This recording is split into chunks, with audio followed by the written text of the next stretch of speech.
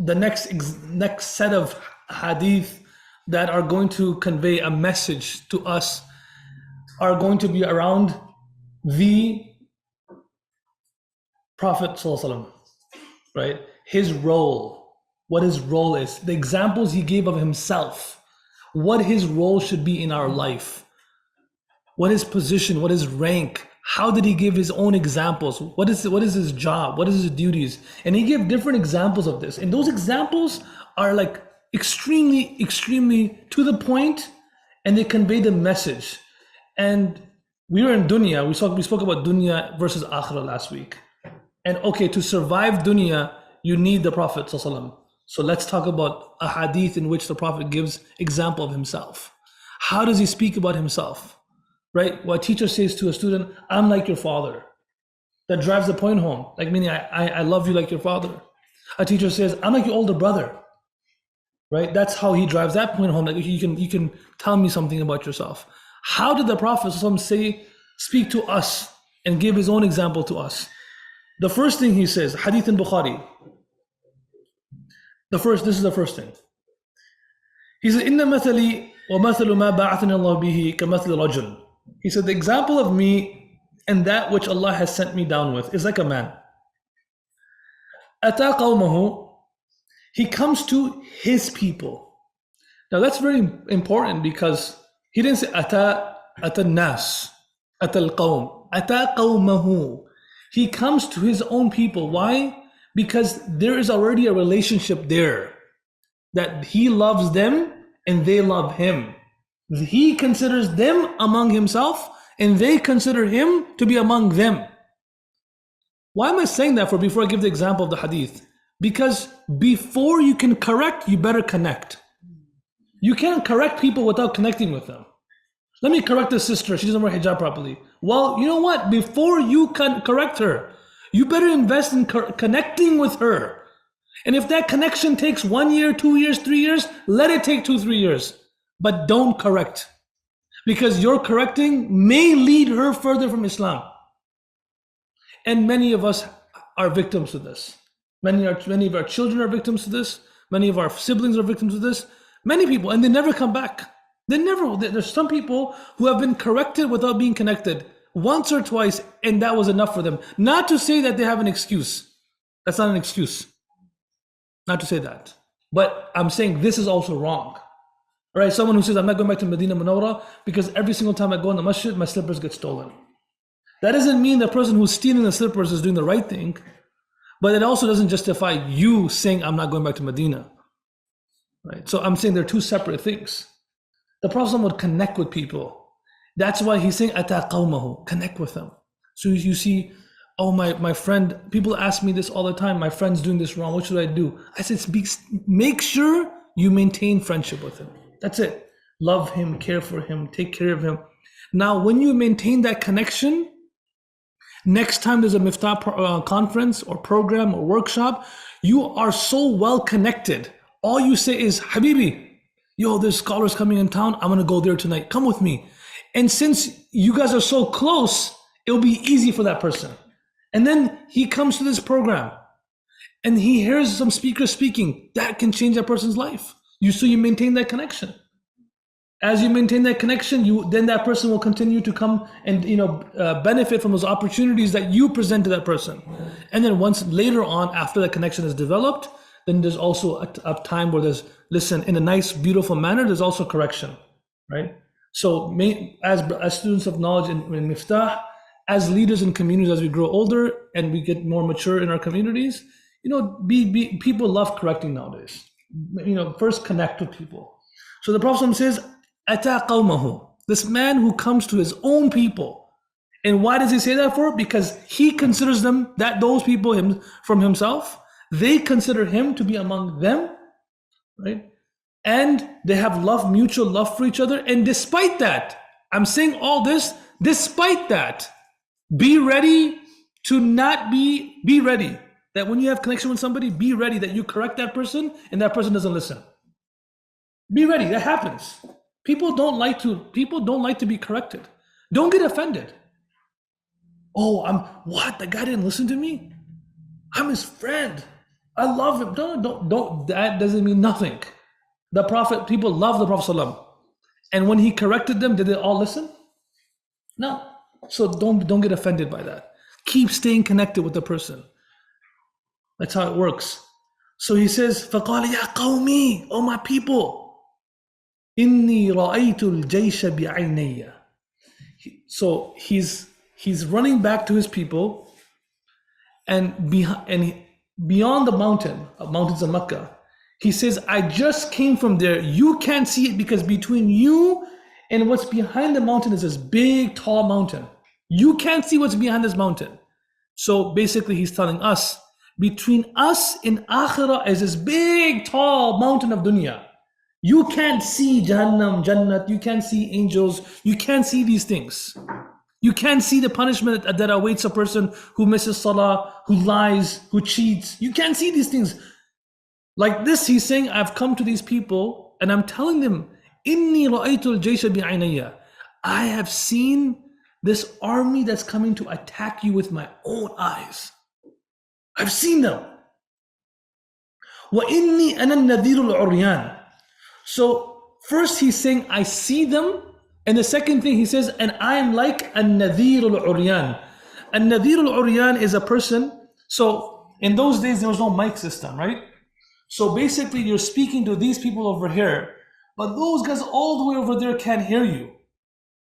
So how can I emphasize to those people to be warned? Because by the time I get to them, it might be too late. So what they used to do was they used to take their shirt off and they used to put it on top of their spear or their sword and they used to raise it like this.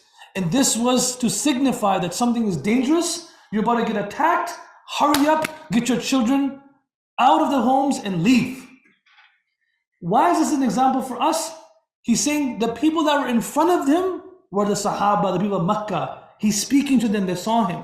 And then we are like those people who never directly heard from him, but we saw that person waving his cloth. We saw the Prophet's Sunnah. We saw people demonstrating his Sunnah. We heard his hadith.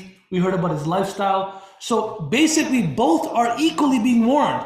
Some directly because he's there and others indirectly because he gestured to them. Right? That's the example that's going on over here. So then he says, فَالنَّجَاةِ. Listen, I'm telling you, I've seen this happen with my own eyes. There's an army about to attack you guys. Right? إِنَّ بَطْشَ رَبِّكَ لَشَدِيدٌ. That the punishment of your Lord is severe. Of course, you know, everyone knows my stance on this. Where are we going to be in Akhirah, inshallah? Chilling under the arsh of Allah. I believe that. Inshallah. We just got da'wah to kalima. But this is also reality. I believe that. Look at this time and age. It was raining so hard. People have so many things to do. You figure out a way to still come, and for what? To listen to Quran, hadith. So I believe if we die tonight, we're going to Jannah, we're going to be under the arsh of Allah. So you want to find me, you'll find me there. Right, inshallah. And I have that hope in Allah subhanahu wa ta'ala for the people who are doing this, you know, in this country and this time and age. Because, you know, rewards are magnified when things are opposite. There's an opposite pole and you do something good, it's magnified. You know, someone asked, I was at a talk of Shaykh Tariq Jamil, and someone said, he said in his talk, that someone said to him, Shaykh Tariq, you are making people courageous to sin because you're always talking about the mercy of Allah subhanahu wa ta'ala. Would you do that with your servant? That, oh, keep sinning, and I'll forgive you? You know, would you do it with your servant? And Shaykh Tariq Jamil said, I replied to him, I said, why are you comparing me to Allah? Why are you comparing me to Allah? Who's Tariq Jamil? Who's Allah? He said, even if my own son messes around too much, I'll tell him to leave the house. But Allah is Allah. مَا يَفْعَلُ اللَّهُ بِعَذَابِكُمْ إِن شَكَرْتُمْ وَآمَنْتُمْ. What is Allah going to do? What's Allah going to get out of it, out of punishing us if we just believe in Him and are grateful to Him? He's not going to get nothing out of it. It's better for us if we believe in Him. So I'm saying that, but at the same time, it is true the Prophet ﷺ was warning us about a punishment that awaits, that, okay, missing salah over and over again, you know, skipping, you know, cheating, lying, doing haram, over and over. And Allah subhanahu wa ta'ala, وَمَا رَبُّكَ بِظَلَّامٍ لِلْعَبِيدِ. Allah is not going to oppress anybody. وَمَا كَانَ رَبُّكَ نَسِيًّا. Allah is not forgetful. So Allah, the Prophet ﷺ is saying, I'm telling you, Go run to safety. Stop these sins. Stop this life of haram. Stop this life of interest. Stop this life of just consuming haram things, doing haram things. You will be destroyed in this world and in the hereafter. Because haram and sins catch up to you. There's no other way to put it. It catches up to you. There are some people who are very, very lucky. Very lucky. And those who are in this situation, they're just so fortunate. Why are they so fortunate? Is every time they disobey Allah, Allah actually punishes them right away. And they feel Allah's punishment. They literally feel it. They lose their money. They get into a fight with their spouse. Their kids disobey them. They lose their job. They get sick. These are things that happen to them immediately. And they're like, it's so easy for them to identify, man, I messed up. I got to turn back. This is like top. You know how the Prophet ﷺ, he said to the people of Mecca who came to him and said, please tell us about these things. And he said, I'll tell you tomorrow. That's the Prophet of Allah. He had in his heart, I will tell you tomorrow, God willing. But he never said it. Because of that, the Prophet Allah subhanahu wa ta'ala did not send revelation for days. And some riwayat, months. And then when he finally revealed the verses, the first thing he said, وَلَا تَقُولَنَّ لِشَيْءٍ إِنِّي فَاعِلٌ ذَلِكَ غَدًا إِلَّا يَشَاءَ اللَّهُ. Don't ever say anything that you'll do tomorrow except for the fact that you should verbalize, Insha'Allah. Now, does that happen with us? No, because we're not at that level. But there's some people at that level, right? Then there's another group of people, like most of us, we're sinners, we make mistakes, and Allah ignores us. Allah overlooks. He overlooks. And then what happens is, because He's overlooking, we begin to think that, wow, I'll give you an example. Like, I'm committing sins if you're running a business, for example. That's a business is a very good way to test this out. You're running a business, you have sales on Monday, Tuesday, Wednesday. Your sales are great Monday. Sales are great on Tuesday. Sales are great on Wednesday. Then you commit some sins on Thursday and your sales are great. You commit some more sins on Friday. Your sales are even better. You commit some sins on Saturday. Doctors are looking at me like, he's talking about his patient's clinic, money's coming in. You commit some sins on Saturday. Sales are even better. Now it actually gives you this courage that, you know what? Everything's fine. And you keep doing sins. Imagine if you were Monday, Tuesday, Wednesday, you prayed 5 times, you never commit sins. On Thursday, you missed Fajr and Dhuhr, and then you realize your sales went down. No one's coming to your website. No one's coming to your clinic. You're like, I know what to do. I need to get better. So then Friday you get better. And you start seeing the cycle. This cycle is true, but for some people, Allah ignores them. So that's why Ibn Abbas, he says, Ya sahib al-dam la ta'man aqibata dhanbika fa inna mimma yattabi'u al-dhanba a'zam min al-dhanbi. He says, oh, the one who's committing a sin, don't rest assured after you commit a sin, because the consequences of that sin that are about to come to you and you're about to face are far worse than the sin itself. There's consequences, right? So the Prophet is coming and he's saying, first of all, he's telling people that are in front of him, Inni ra'aytu al-jaysha bi'aynayya. Those people can hear him. Those who can't hear him, he's saying, Ana nadir al-uryan. He's taking a cloth out and waving it. That's for us, telling us, you know what? Be careful. Be careful next time you just think that it's just a sunnah. Be careful that next time you're praying salah and you miss a sunnah just because it's sunnah, or a gesture of the Prophet. Oh, it's just sunnah. Be careful. That's not a small thing. Then he says, فَأَطَاعُهُ طَائِفَةٌ مِّنْهُمْ فَأَدْلَجُوا. Those who remember this word from last week, some people immediately after the Prophet said this, they followed him. You know what's amazing about that is these people never saw the army behind the mountain. They just believed his words. They just believed him. And right when they heard it, adlaju. Remember the word man khafa adlaja? We did it last week. The one who fears, what does he do? He quickly gets up and leaves. And we said that the quality among the people who are guaranteed Jannah is what? Sabaqiyya. Right away they follow. That's all of them are different. Some of them were rich, some of them were poor, some of them were known, some of them were unknown. But one quality common among all of them was their sabaqiyya. The moment they heard something, they wanted to act upon it. They wanted to be the first ones in line. So this is what they do. There are some people that hear, boom, that's it. Right when they get home, they're not thinking about eating, drinking. They're not thinking about, hey, let's hear it from 5, 10 other people. Let's see what people are doing. No. He said it. We believe him. Let's prepare immediately after we heard. And they prepare. These people, now let me ask you this question. These people, they actually heard what the Prophet said. Yes, they deserve credit for acting upon what the Prophet said.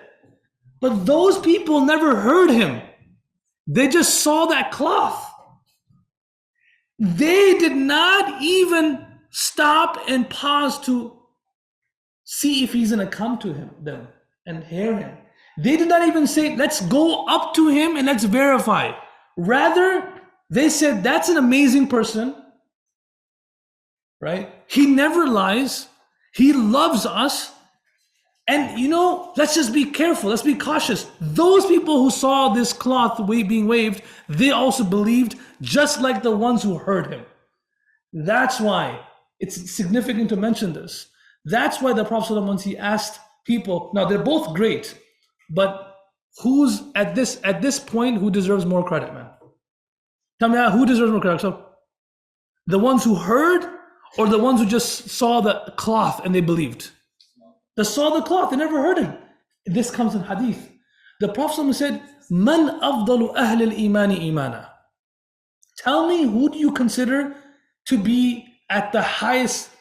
I translate this the way Ibn Hajar translates this. Who deserves the most credit for their iman? Not the ones who have the most iman, but who deserves the most credit? Because we already know who has the highest level of iman. So the Sahaba replied, we consider the prophets to be the ones who deserve the most credit. And the Prophet said, why? No, not the prophets, because they speak to Allah directly through angels. It's not the prophets. Who else do you think? Sahaba replied, angels.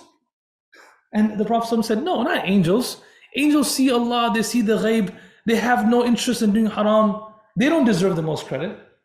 The third reply was, Ya Rasulullah, us, the people of the prophets, the companions of the prophets. And the Prophet said, no, not you guys.